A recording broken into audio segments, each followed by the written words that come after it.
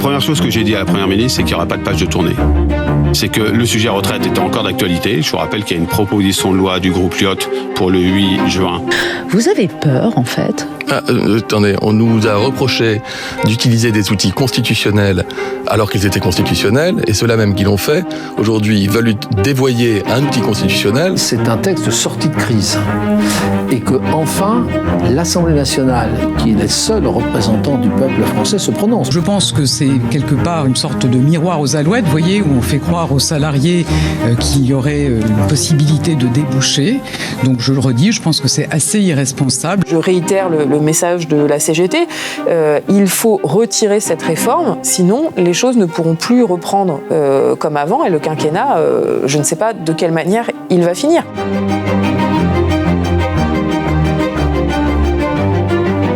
Bonjour à tous, le 6 juin prochain, c'est la 14e journée de mobilisation contre la réforme des retraites. Le gouvernement ne rêve que d'une chose, clore enfin ce chapitre et partir en vacances. Mais s'il en est une qui ne l'entend pas de cette oreille, c'est vous, Sophie Binet. Bonjour.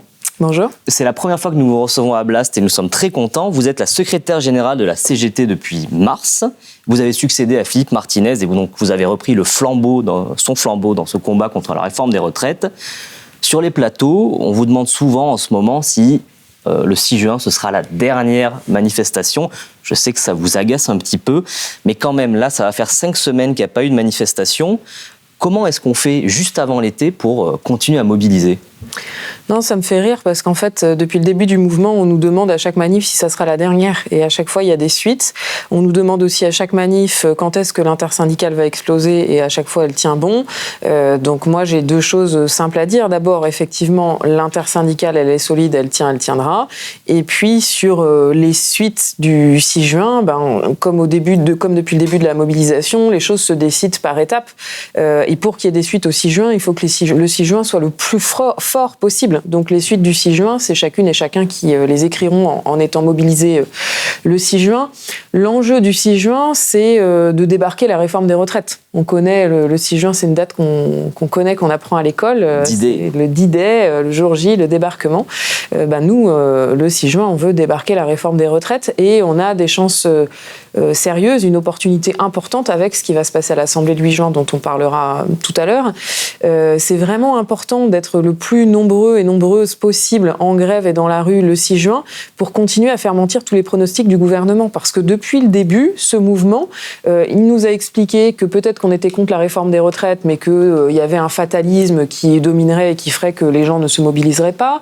Il nous a expliqué que peut-être qu'on était contre, mais que la situation des salaires était telle en France, et ça je partage ce point, que les gens ne seraient pas prêts à faire grève. Malgré ça, il y a eu des grèves massives.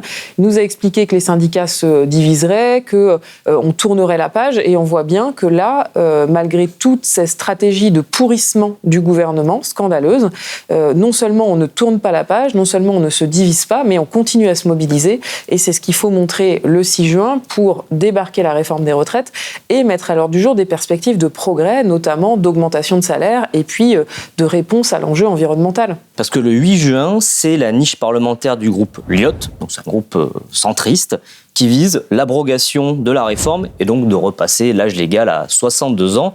Donc vraiment, il faut maintenir la pression pour ce vote. Le 8 juin sera examinée à l'Assemblée nationale une proposition de loi transpartisane, donc signée par plusieurs groupes à l'Assemblée nationale, qui vise à abroger la réforme des retraites. C'est très important parce que ça permettrait une sortie de crise par le haut. Et ça permettrait enfin de passer à autre chose en annulant cette réforme et en pouvant repartir d'une feuille blanche, puisque l'article 2 de cette proposition de loi, c'est une grande conférence sociale, patronat-syndicat, pour définir des mesures de financement de notre système des retraites. Et ça, nous, à la CGT et l'intersyndicale plus largement, on est très demandeurs de ça parce que c'est le débat que Macron et Borne ont refusé en faisant croire que le seul moyen de financer notre système de retraite, c'était d'augmenter l'âge de départ et d'augmenter le nombre d'annuités de cotisation. Eh bien non, nous avons des dizaines de propositions pour financer les retraites et c'est de ça dont nous souhaitons parler. Donc le 8 juin, c'est très important ce qui va se passer à l'Assemblée.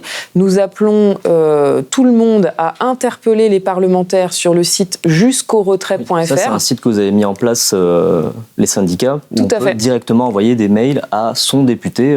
Exactement. C'est un site de l'intersyndicale qui vous permet, en 2 clics, ça prend même pas 5 minutes, d'envoyer un mail, d'envoyer un tweet à votre député pour l'appeler à voter cette proposition de loi transpartisane et à prendre ses responsabilités le 8 juin prochain. J'insiste parce que les pressions, elles sont très très fortes sur les députés. On sait, certains l'ont dit devant des caméras, qu'il y avait des pressions, du chantage, des pressions amicales ou pas, etc. pour notamment au moment du débat sur la motion de censure. Bon, là, il y a la même chose parce que le gouvernement panique. Donc pour que les députés votent bien, il faut bien qu'ils sentent la volonté des gens qui sont supposés représenter, c'est-à-dire nous.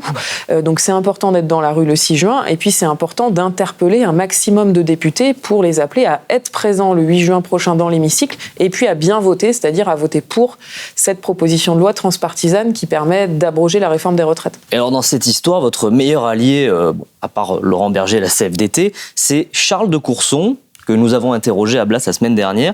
Alors il est député depuis 30 ans, conservateur, de droite, c'est pas un gros mot. Il est pour la retraite à 65 ans, mais idéologiquement, il est contre la façon dont elle est menée par le président. Et donc, il s'apprête à essayer de torpiller la loi. C'est quoi? C'est l'ennemi de mon ennemi et mon meilleur ami? Ou un allié objectif. Disons que, on partage ce combat contre la réforme des retraites. Je pense que ça montre à quel point la politique de Macron est violente, puisque même des députés de droite se sont opposés à sa réforme. Nous, on a plein de désaccords avec Charles de Courson sur les questions sociales, vous l'avez dit, aussi sur un certain nombre de questions sociétales. Après, son groupe fait partie de ceux qui ont déposé cette proposition de loi pour le 8 juin prochain. C'est pas le seul, puisque je rappelle qu'il y a aussi tous les députés de la NUPES qui sont co-signataires de cette proposition de loi. Et donc, oui, c'est ce qu'on peut qualifier d'un allié objectif. C'était un terme de Lénine qui, dans le combat, permet effectivement de se rapprocher de la victoire. La CGT, elle interpelle tous les parlementaires, quel que soit leur bord politique, à l'exception du Rassemblement national. Et donc, moi, j'avais déjà fait des rencontres, des conférences de presse avec des députés de droite ou des députés de gauche. Donc, c'était pas la première fois, dès lors qu'on est d'accord sur un objectif commun, à savoir là, cette proposition de loi d'abrogation, qu'il est effectivement de salut public de voter. Et j'insiste, c'est pour ça que c'est intéressant cette proposition de loi transpartisane, c'est que ça montre que la question de la réforme des retraites, quelles que soient ses options politiques, c'est pour ça que nous interpellons aussi les députés LR, avec qui nous avons énormément de désaccords, mais on voit bien que la quasi-totalité de la population française, elle est contre cette réforme des retraites, parce que c'est une réforme extrêmement violente qui revient à nous voler 2 ans de vie, parce que sur la méthode, il y a eu un passage en force du gouvernement de A à Z, de refuser d'entendre les organisations syndicales, de refuser d'entendre les parlementaires et même de leur refuser de voter, de refuser d'entendre les Françaises et les Français en empêchant qu'il y ait un référendum. Donc c'est aussi une question démocratique, le fait de voter cette proposition de loi, c'est de dire qu'on ne peut pas gouverner le pays contre son peuple et qu'à un moment, c'est normal, quand il y a une crise et un conflit de ce niveau de violence, de se retourner vers la population et de dire, bon, ok, il y a un désaccord, référendum, et puis on tranche comme ça et on trouvera une sortie de crise de cette façon-là. Et c'est un problème qu'Emmanuel Macron et son gouvernement, depuis le début de la mobilisation, à chaque fois que l'intersyndicale a tenté d'ouvrir des portes de sortie de crise, il nous les a claquées violemment à la porte. Il nous a claqué, les portes violemment au nez, en empêchant ainsi toute sortie de crise. Ça, c'est grave. Alors, on va essayer un peu de se projeter. Le 6 juin, la mobilisation sera ce qu'elle sera. Vous la souhaitez forte. Le 8 juin, qu'est-ce qui va se passer? Parce qu'il y a 3 scénarios, en fait. Déjà, il y a la possibilité qu'il n'y ait pas de vote. Là, il y a des manœuvres actuellement, on le sait, très importantes pour essayer de retoquer la proposition de loi en amont. Donc c'est le fameux article 40 qui fait qu'on ne peut pas engager des nouvelles dépenses si elles n'ont pas été compensées. Bon, Charles de Courson, c'est un vieux renard de l'Assemblée. Justement, vous parlez de la convention sociale, ça devrait, normalement, sauf si on est encore sur un coup de force, contrer cette manœuvre-là de la majorité. S'il y a un vote, et que la loi passe, qu'il y a une majorité qui se dessine à l'Assemblée sur cette proposition de loi, qu'est-ce qui va se passer? Ça va aller au Sénat. Oui, tout à fait. Si la loi est adoptée, derrière, elle part au Sénat. Au Sénat, on peut être assez inquiet sur le fait qu'elle soit adoptée. Bon, même si nous, on considère que les sénateurs, il faut les interpeller et puis les appeler à voter cette proposition de loi. Il faut préjuger de rien, il faut aller au débat. Nous, on ira au débat avec les sénateurs et les sénatrices, comme on sait le faire. Mais ce qui est important de rappeler, c'est que, in fine, le dernier mot revient à l'Assemblée nationale. Et ça, c'est ce que le gouvernement fait mine d'oublier. Et donc, si cette loi est votée le 8 juin, ça renforcera ce que dit l'intersyndicale depuis le début, c'est qu'il serait irresponsable d'appliquer cette réforme au 1er septembre. Là, il y aurait une loi en navette parlementaire, une loi d'abrogation, et on appliquerait la réforme à marche forcée au 1er septembre, sachant que la façon dont se prépare l'application de cette réforme est aussi scandaleuse que le contenu même de la réforme, puisque donc, les décrets ne sont toujours pas parus, donc les personnels des différentes caisses de retraite là sont dans l'incapacité de préparer la mise en application de la réforme, et il y a déjà un niveau de stress et de burn-out extrêmement élevé parce qu'on les fait travailler à marche forcée dans des conditions scandaleuses. Et puis le résultat pour les assurés sociaux, le résultat pour les salariés, c'est qu'ils n'ont aucune transparence sur leur situation individuelle, avec des risques d'erreurs de calcul extrêmement élevés.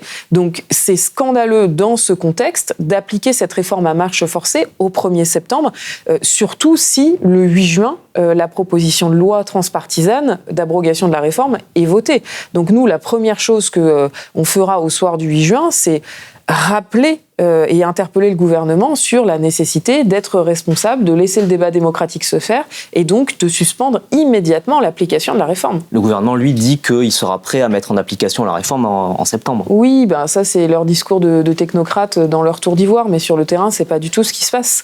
Parce que sur le terrain, il n'y a jamais eu une réforme des retraites qui a été d'application aussi rapide. Jamais, jamais, jamais. Et donc vouloir faire les choses comme ça, c'est encore une nouvelle preuve de mépris et d'irrespect pour à la fois les personnels et puis surtout les salariés, parce que ça va être la roulette russe sur la façon dont leur départ en retraite va se passer. On sait aussi qu'il y a plein de difficultés dans des entreprises avec des salariés qui étaient déjà partis en pré-retraite, qui avaient utilisé leur compte épargne-temps, etc. et qui, en fait, les calculs, si la réforme s'appliquait bien au 1er septembre, ce que nous continuons à contester et ce que nous allons continuer à essayer d'empêcher, donc si cette réforme s'appliquait au 1er septembre, tous les calculs tomberaient à terre et donc il y a des salariés qui se retrouveront, alors qu'ils avaient organisé leur départ, à devoir travailler 3 mois, 4 mois de plus alors que tout était fait pour qu'ils partent. Donc on sait que dans plein d'entreprises, il y a plein de problèmes liés à ça. Et alors l'autre scénario, c'est si le gouvernement joue le jeu, qu'il y a un vote, toujours possible que Charles de Courson et son groupe perdent le vote. Dans ce cas-là, quand même, après que la loi a été promulguée, si la niche ne donne rien, est-ce que quand même ce ne sera pas un peu fini ? Pour nous, non, puisque nous avons dit depuis le début notre opposition à cette réforme, le fait qu'elle n'était pas justifiée économiquement et qu'elle était extrêmement violente socialement. Donc, si jamais, par malheur, on perdait le vote le 8 juin, ce qui m'étonnerait quand même, c'est pas pour rien que le gouvernement veut à tout prix empêcher ce vote. C'est parce qu'ils savent bien que les règles de majorité pour adopter une proposition de loi ne sont pas les mêmes que les règles de majorité pour la motion de censure, puisqu'il suffit le 8 juin d'avoir une majorité simple et pas une majorité qualifiée avec tous les inscrits. Il ne faut pas 289 députés, en fait. C'est ça. En fait, avoir une majorité pour une motion de censure, c'est quasiment impossible, et c'est pas pour rien que sous la Ve République, ça n'a quasiment jamais été le cas. Par contre, pour adopter une proposition de loi, c'est plus facile. Et d'ailleurs, on l'a déjà réussi sur la question d'EDF et de l'électricité, puisqu'on a réussi, il y a quelques semaines, à faire voter contre l'avis du gouvernement une proposition de loi de nationalisation d'EDF qui permet de faire d'EDF et de la fourniture d'électricité un bien public et de répondre ainsi aux enjeux sociaux et environnementaux. Et cette proposition de loi qui a été adoptée à l'Assemblée nationale, elle poursuit son parcours et elle vient nourrir notre mobilisation pour que l'électricité soit un bien public. Le 16 mai, vous avez rencontré Elisabeth Borne. Il a fallu reprendre langue, comme on dit. Là, c'était la deuxième fois donc, nous la voyons. Cette fois, c'était chaque organisation syndicale qui était reçue séparément. Et ce qui est important à souligner, c'est que malgré cette stratégie, on a bien compris pourquoi le pouvoir voulait nous recevoir séparément. D'ailleurs, moi, dans l'entretien, elle m'a dit à certains points « Ah oui, mais sur ce point, toutes les organisations syndicales ne sont pas d'accord, etc. » Bon, ce qui était faux. plus, je savais très bien que c'était faux, elle le savait aussi. Donc, je lui ai dit bien tenté, mais non. Toutes les organisations syndicales sont d'accord sur le fait qu'il faut retirer la réforme des retraites, sur le fait qu'il faut augmenter les salaires, sur le fait qu'il faut revoir les ordonnances travail, c'est-à-dire la réforme du Code du travail qui a été faite par Emmanuel Macron sitôt son arrivée à l'Élysée en 2017, et dont le résultat est catastrophique sur le terrain aujourd'hui. C'est pas pour rien qu'il y a une telle dégradation du niveau des salaires, c'est parce que la négociation collective, elle a été entravée par cette réforme autoritaire et unilatérale. On a beaucoup moins de représentants du personnel qu'auparavant. On a supprimé les CHSCT, les comités hygiène, santé, sécurité et amélioration des conditions de travail. Et donc, les accidents du travail continuent à exploser. Il n'y a aucun levier, par exemple, pour lutter contre le harcèlement sexuel au travail. Tout ça à cause des ordonnances Macron, qui, en plus, facilitent le licenciement des salariés.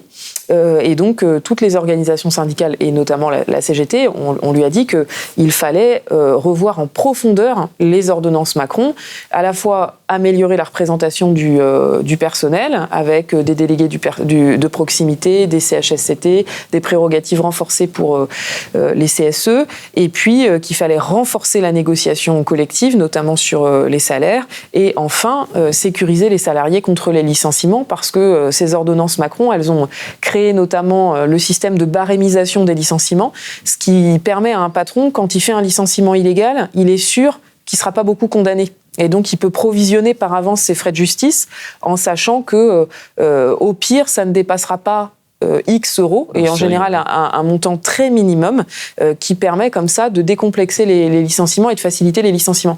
Et pour ça, on a été condamné au niveau international par la Commission européenne des droits sociaux et par l'OIT, et donc il faut que la France revienne sur ce point qui est scandaleux, parce que la sécurité contre les licenciements abusifs, c'est un peu la clé de voûte du Code du travail. Si on sait que le patron peut nous licencier à tout moment, bah évidemment, c'est plus difficile de faire grève, de se faire entendre dans l'entreprise, de, quand on est cadre, dire telle directive je l'appliquerai pas parce que c'est dangereux pour les salariés, les autres salariés ou pour l'environnement, etc., etc. Est-ce qu'elle vous a paru réceptive, à l'écoute ? Moi, ce qui m'a frappé, c'est le manque de marge de manœuvre vis-à-vis de l'Élysée. C'est-à-dire que on sait malheureusement que on est là, en bout de course sur la Ve République, avec des décisions qui se prennent de A à Z à quelques-uns à l'Élysée, et que les choses sont extrêmement corsetées d'un point de vue social, d'un point de vue budgétaire, notamment avec là maintenant une austérité en plus qui va que le gouvernement veut mettre en place et que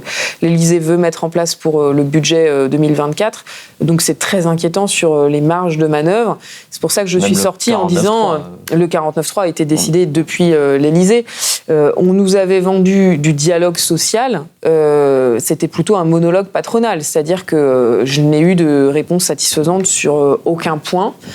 Bon, nous attendons de voir ce qu'elle va proposer à l'issue de ces entretiens, mais j'avoue qu'à ce stade, nous sommes inquiets, et c'est pour ça que la mobilisation du 6 juin prochain, elle est extrêmement importante, parce que le gouvernement n'a toujours pas compris nos messages.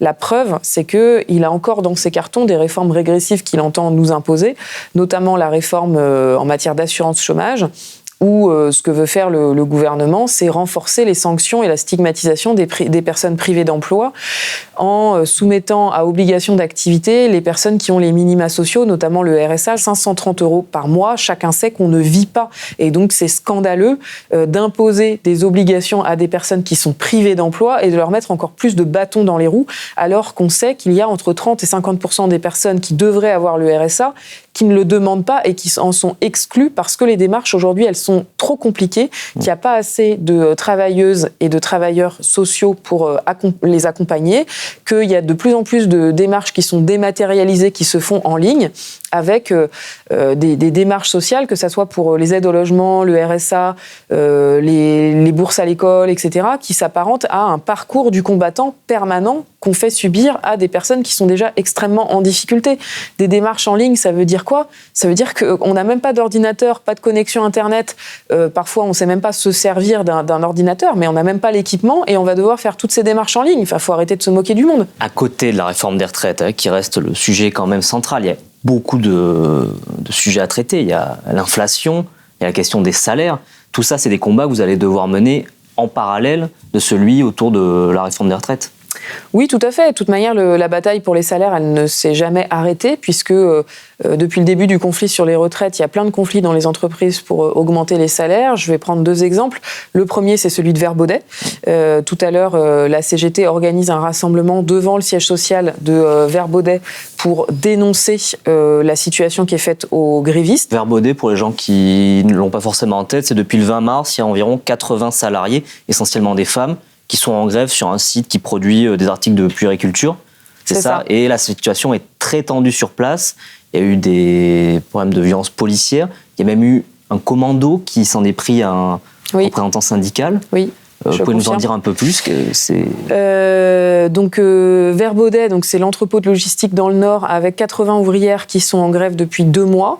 En fait, elles ne demandent pas la lune, elles demandent juste une augmentation de salaire qui leur permet de maintenir leur pouvoir d'achat face à l'inflation et de reconnaître leur travail. La réponse du patron depuis 2 mois, c'est 0% d'augmentation pour 2023, alors que l'inflation sur les prix alimentaires, elle atteint quasiment 20%, et que les ouvrières de Verbaudet, elles sont particulièrement mal payées, puisqu'il n'y a aucun déroulement de carrière à Verbaudet. On peut, au bout de 30 ans d'entreprise, être payé comme quasiment à l'embauche. Il y a des amplitudes horaires énormes, puisque c'est du travail en 2-8, avec du travail de nuit et des ouvrières qui vont commencer à travailler à 4 heures du matin, d'autres qui vont finir à 22 heures. Des conditions pénibles, puisque c'est environ 25 km par jour qu'elles font chacune avec leur chariot pour préparer les colis. Une grosse pression de productivité pour aller toujours plus vite.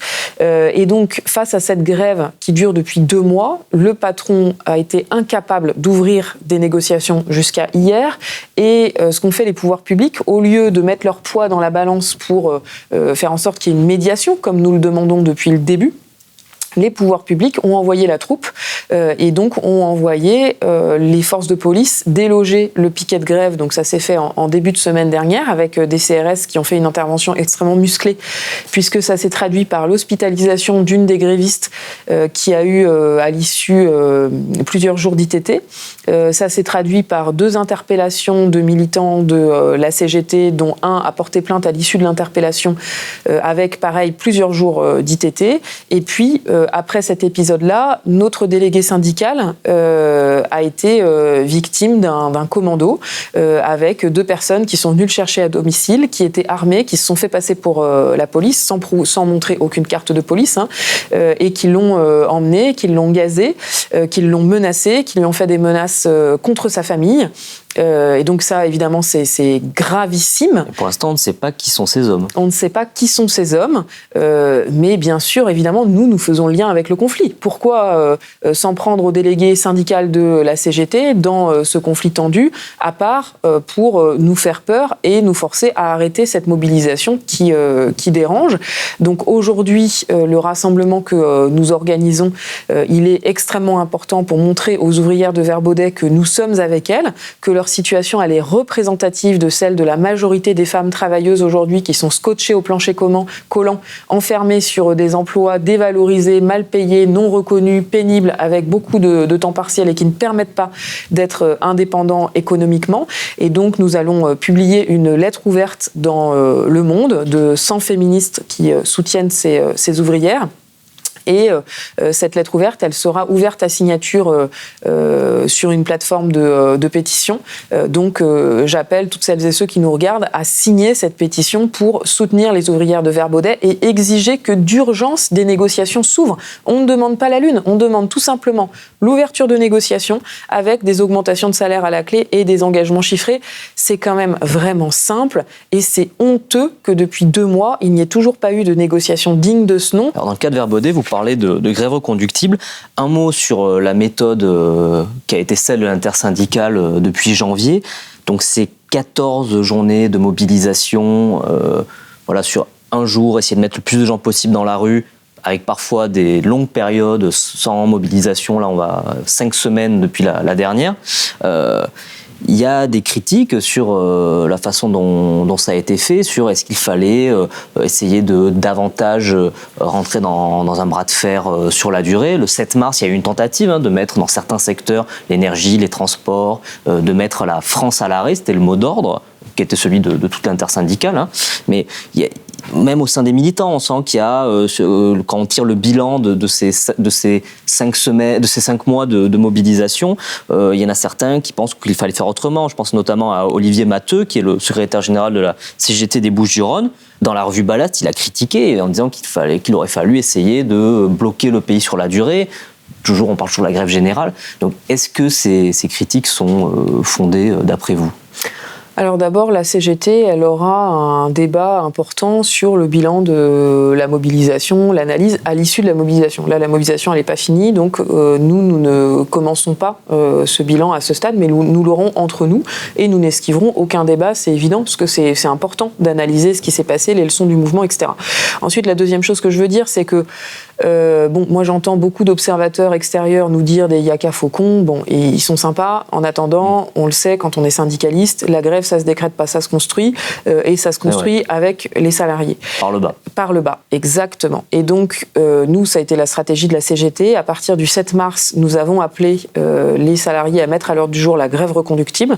Et donc, dans un maximum de secteurs dans lesquels nous avons la capacité de le faire, nous l'avons faite, la grève reconductible, dans les transports, dans l'énergie, dans les ports notamment, chez aussi les verriers, les céramistes, on en a moins parlé, mais dans l'industrie du verre, il y a eu des grèves reconductibles importantes. Dans l'agroalimentaire, il y a des usines d'agroalimentaire qui ont fait grève à leur manière, 1 heure par jour, ou voilà. Pareil, dans certaines usines de la métallurgie, ça a aussi été le cas.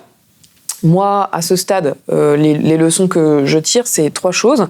D'abord, la première difficulté que nous avons, c'est la radicalisation du gouvernement et du pouvoir, qui passe en force malgré un mouvement d'un niveau historique en termes de nombre de manifestants, mais aussi en termes de nombre de grévistes, notamment dans le privé. Ça faisait longtemps qu'on n'avait pas eu autant de grèves.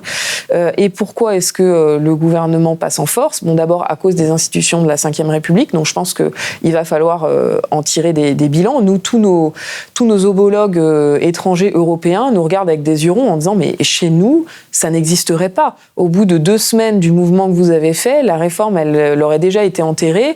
D'abord parce qu'il y a une démocratie sociale que vous n'avez pas en France, et donc les gouvernements ne peuvent pas passer contre l'avis de tous les syndicats et quand il y a des grèves de cette force. Ensuite, parce que chez nous, il y a aussi une démocratie politique et on dirait que vous ne l'avez pas trop en France, puisque le président de la République ne peut pas faire un truc tout seul s'il n'a pas l'avis de sa majorité.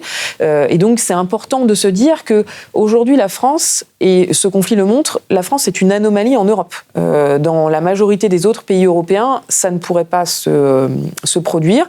Et puis, cette radicalisation du pouvoir, elle se fait pourquoi ?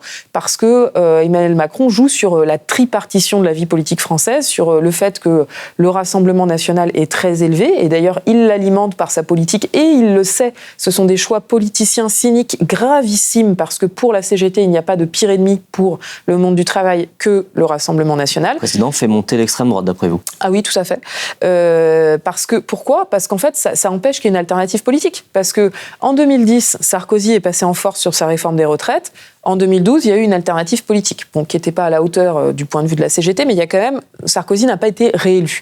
Là, Emmanuel Macron se dit qu'il peut être tranquille, puisque même s'il y avait une dissolution de l'Assemblée nationale, avec le niveau du Rassemblement national, ça complique la donne pour qu'il y ait une alternative politique. Et c'est là-dessus qu'il joue, et c'est là-dessus que reposent tous ses calculs. Donc ça, c'est le premier problème qui, pour le coup, ne dépend pas de nous directement, c'est la radicalisation du pouvoir, cette stratégie cynique de montée de l'extrême droite, etc. Deuxième problème, c'est la difficulté qu'on a eue après le 7 mars à étendre les grèves reconductibles. Et c'est pas faute de l'avoir organisé, impulsé, voulu du côté de la CGT. Et ça, ce que ça dit, c'est que le syndicalisme n'est pas assez fort dans le pays, qu'il y a trop d'entreprises dans lesquelles il n'y a pas de syndicats, qu'il y a trop d'entreprises dans lesquelles il y a seulement quelques syndiqués. Et donc, la première leçon à en tirer, et j'appelle d'ailleurs toutes celles et ceux qui nous regardent à en tirer les conséquences, c'est qu'il faut se syndiquer très largement pour pouvoir augmenter le rapport de force. Parce que pour avoir la capacité de partir sur une grève reconductible dans la durée. On le voit à Verbaudet, mais on le voit dans toutes les entreprises. Pour être solide, il faut avoir un socle de syndiqués. Sinon, on est trop fragile face au patron. Et donc là, c'est vraiment très important, à l'issue de cette séquence et dans le cadre de cette mobilisation sur les retraites, de se syndiquer, parce que c'est ça qui fera notre rapport de force de moyen et long terme, et c'est ça qui nous permettra de changer notre vie au travail, de changer nos conditions de travail, de reprendre la main sur notre travail, parce qu'au quotidien, bon là on a mené et on mène une très grande bataille face au pouvoir, mais au quotidien le syndicalisme c'est d'abord face au patron dans l'entreprise. Et face au patron, pour se faire respecter, il faut être syndiqué. Et ça change vraiment la donne.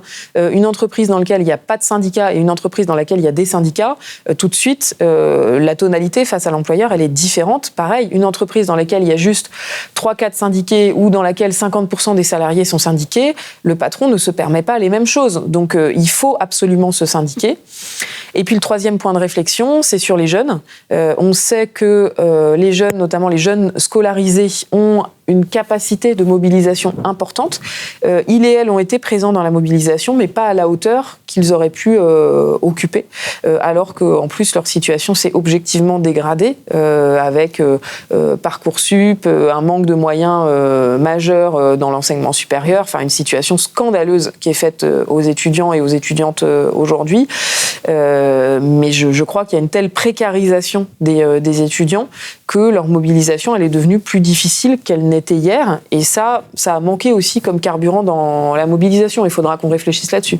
Mais est-ce qu'on ne vit pas quand même une forme de paradoxe, parce qu'on a assisté à la plus grande mobilisation depuis 30 ans. Il y a des jours où vous avez revendiqué 3 millions de personnes dans les rues. Les syndicats, objectivement, sont renforcés. Je crois que la CGT, vous revendiquez 30 000 nouveaux adhérents depuis janvier. La CFDT aussi.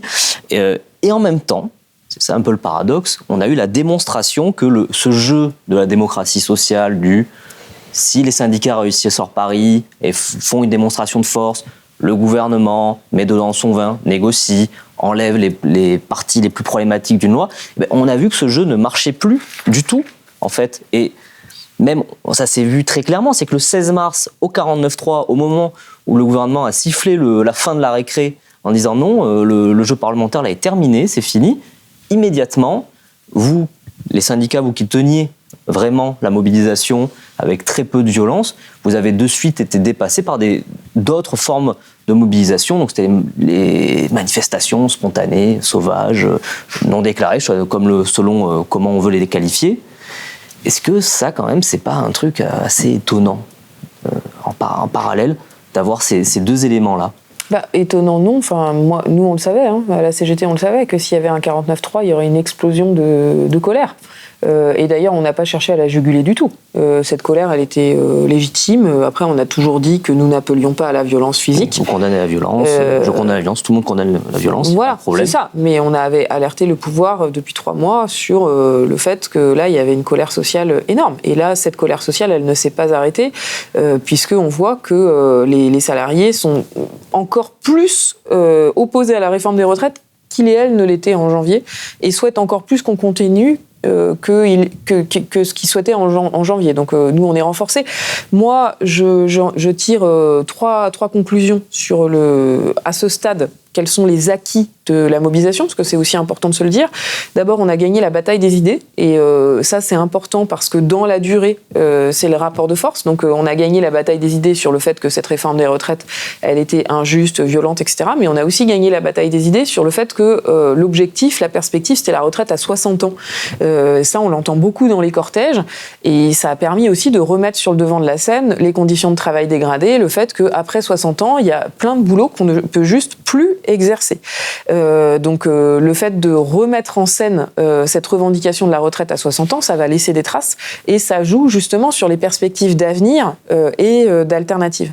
Deuxième point que nous avons marqué dans la mobilisation, c'est que nous avons remis les syndicats et la CGT au centre du jeu, alors que Macron voulait nous marginaliser et nous limiter au mieux la négociation à l'entreprise, mais au mieux, en considérant qu'on n'est pas du tout des acteurs de l'intérêt général, qu'on n'a pas notre intérêt à donner mener sur les grandes réformes, et d'ailleurs que la sécurité sociale doit être étatisée et reprise dans les mains de l'État. Donc on a remis les syndicats au centre du jeu, et c'est très important, tout ce que dit l'intersyndicale et tout ce que disent toutes les organisations syndicales, c'est que les choses ne reprendront plus jamais comme avant, plus jamais. Si cette réforme n'est pas retirée, il y a une défiance profonde qui reste, et donc toutes les organisations syndicales vont refuser de revenir aux tables des discussions ou des négociations comme avant, en se contentant de modifier la virgule sur un texte gouvernemental et patronal. Tout va coûter plus cher. Non. Tout va coûter plus cher, effectivement. Nous, pour ce qui concerne la CGT, moi j'ai dit clairement que nous, ce qu'on souhaitait, c'était négocier, pas discuter. Et donc, on n'est pas là pour modifier des virgules de textes écrits par d'autres. Par contre, on est là pour négocier sur la base de nos textes à nous et nos propositions à nous. Et puis, le dernier élément que nous avons acquis, fait bouger grâce au rapport de force énorme que nous avons fait construit, c'est que le gouvernement de maintenant n'a plus ni majorité sociale ni majorité politique pour faire ses réformes.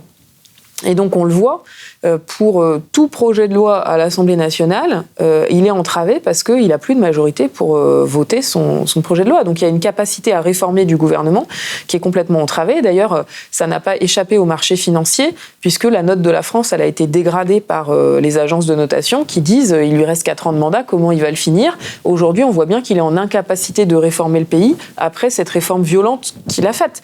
Donc, je réitère le message de la CGT. Il faut retirer cette réforme, sinon les choses ne pourront plus reprendre comme avant, et le quinquennat, je ne sais pas de quelle manière il va finir. La leçon de sagesse, c'est le 8 juin prochain de voter cette proposition de loi, d'entendre le vote des députés, de siffler la fin de la récré et de dire bon, ok, on a entendu, on arrête, on convoque une conférence sociale, on trouve des solutions pour trouver ces 12 milliards d'euros qui manquent. Nous, on a plein de propositions. Il suffit d'élargir l'assiette des cotisations, de mettre à contribution les dividendes, les rachats d'actions, de faire l'égalité femmes-hommes, par exemple. Tout ça, ça finance non seulement le régime actuel, mais ça peut financer la retraite à 60 ans. Donc c'est dire combien ça serait facile de trouver ces 12 milliards si on acceptait de les chercher, et si on acceptait de mettre enfin à contribution les grandes entreprises qui, aujourd'hui, veulent toujours payer moins d'impôts, moins de salaires, pour continuer à augmenter les revenus versés aux actionnaires et le salaire des dirigeants. C'est pas possible de faire ça face aux enjeux sociaux et environnementaux auxquels on est confronté. La justice sociale, elle est centrale aujourd'hui. Vous êtes vraiment sûr que le gouvernement ne va pas réussir à passer à autre chose? Là, on a bien vu, la prochaine séquence, c'est l'immigration. Back to the basic. La retraite, c'est fini. Maintenant, on va... Et dans ces cas-là, la majorité d'Emmanuel Macron pourrait trouver un accord avec la droite, notamment, sur ces questions-là. Ça fait 3 mois que le gouvernement essaye de passer à autre chose, qu'il n'y arrive pas. Après, effectivement, on voit bien les stratégies et les grosses ficelles pour aller séduire la droite, et puis aussi aller envoyer des messages aux électeurs du Rassemblement national, ce que nous trouvons scandaleux, très malsain et très grave pour notre démocratie. Pour l'instant, cette proposition de loi sur l'immigration, moi je ne suis pas du tout sûre que le gouvernement ait une majorité pour la faire voter. Donc j'attends de voir, et j'espère que l'ensemble des élus républicains sauront dire au gouvernement que la priorité, c'est pas de faire une réforme de l'immigration, c'est de répondre aux revendications des travailleuses et des travailleurs qui se mobilisent depuis 4 mois pour le retrait de la réforme des retraites, l'augmentation des salaires, l'amélioration des conditions de travail, l'égalité femmes-hommes, de répondre à l'enjeu environnemental qui est central et sur lequel, à chaque fois qu'on perd une journée, les choix sont plus restreints sur les possibilités de transformation de l'appareil productif à mettre en place. Donc il faut travailler sur ces sujets sans attendre. C'est pas sur la question de l'immigration qu'il faut faire une énième loi, sachant qu'on en a déjà eu quasiment une par an ces dernières années. Merci Sophie Binet. Voilà, cet entretien est à présent terminé. J'espère qu'il vous a plu. Si c'est le cas, n'hésitez pas à le dire en commentaire. Blast est un média indépendant et ne vit que grâce à votre soutien. Donc si vous le pouvez, soutenez-nous financièrement sur blast-info.fr et n'hésitez pas à vous syndiquer. C'est gratuit, ça fait mal à personne, sauf peut-être au patronat. CGT.fr. CGT.fr, mais on n'est pas là pour faire la pub. À très bientôt sur Blast.